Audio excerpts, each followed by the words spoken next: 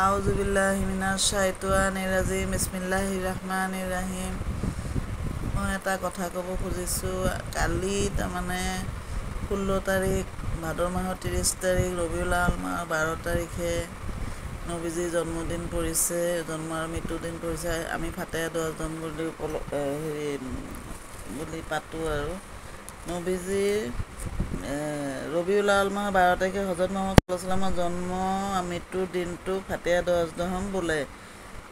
কালি 16 তাৰিখে এইবেলি 16 ছেপ্টেম্বৰ সোমবাৰে বিশ্বনবী দিৱস। এই উপলক্ষে ৱাজ নছিহত দোৱা দৰুদ আৰু নফল ৰোজা আৰু নামাজ পাঠ কৰি তাৰ সৱাব নবী কৰিম সাল্লাল্লাহু আলাইহি ওয়াসাল্লামৰ পাক ৰুহত বখচাই দিব পাৰে।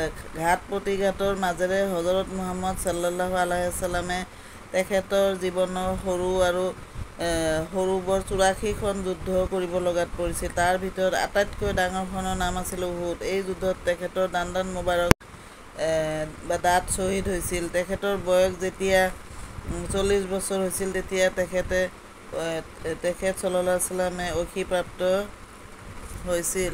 আমি অহাকালি ভাদ মাহৰ 30 তাৰিখ সোমবাৰ ৰবিউল আউৱাল মাহৰ 12 তাৰিখ আমি কালি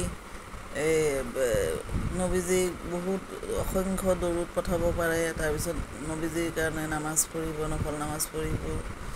তাৰপিছত আপোনালোকে নবীজিৰ জীৱনী চবকে শুনাব, ৱাজ নছিহত কৰিব। নবীজিৰ আদৰ্শ কেনেকুৱা আছিল সেইটো মানুহক জনাব।